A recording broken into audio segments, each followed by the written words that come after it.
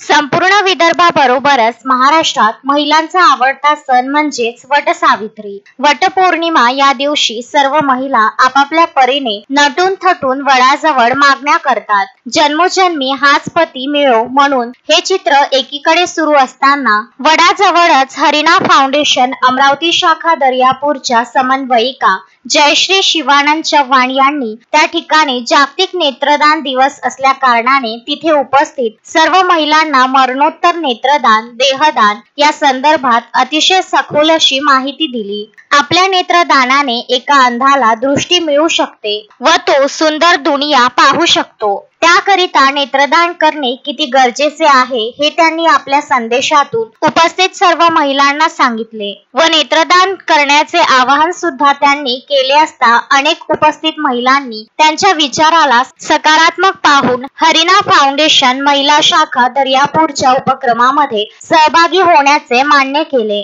11 जूनला त्या निमित्ताने दर्यापूर येथील एकता हॉस्पिटल अकोट रोड दर्यापूर येथे नेत्र तपासणी शिबिरामध्ये सहभागी होण्याचे मान्य केले. सकाळी शिवाजी चौक डेपो रोड या ठिकाणी सेल्फी पॉइंट ठेवला असता शेकडो स्त्री पुरुष या सेल्फी पॉइंट मध्ये सहभागी होऊन अनेकांनी फोटो काढून प्रत्येक मोबाईलवर आपापल्या स्टेटसवर हा फोटो ठेवत आजचा कार्यक्रम साजरा केला. विशेषतः दर्यापूर अध्यक्षा मालिनी पाटील, जिल्हा समन्वयिका जयश्री चव्हाण, जिल्हा बँकेचे माजी अध्यक्ष सुधाकर पाटील भारसाकडे, कृषी उत्पन्न बाजार समिती सभापती सुनील गावंडे, प्राध्यापक दिवाकर देशमुख, रामेश्वर मालपाणी, कन्हैया मलिये, रवी गणोळकर, रवी नवलकार, हरिणा फाउंडेशनचे दर्यापूरचे प्रमुख गजानन देशमुख, किशोर ठाकूर, निलेश पारडे, डॉक्टर अश्विनी देवके, शुभांगी येवले, वर्षा कावडकर व इतर महिला शाखेच्या सदस्या प्रामुख्याने उपस्थित झाल्या होत्या.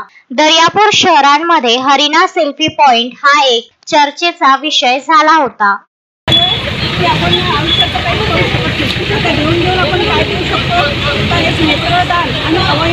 हे खूप महत्त्वाचं आहे की आपण मेल्यानंतर आपल्याला अग्नी होतात काही कुठल्या कामात पण आपल्या नजरेने जर कोणी पाहू शकत असेल तर हे खूप महत्त्वाचं आहे की डोळे झालेले नसतात. डोळ्यांना दृष्टी कोणाची दोन डोळे एकाला नाही देऊ शकत. एक डोळा आपल्या फॉर्म पण भरलं जातात.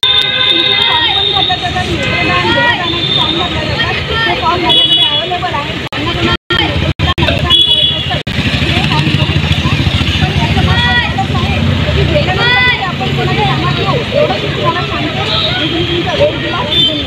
गजानन देशमुख, विदर्भ न्यूज, दर्यापूर.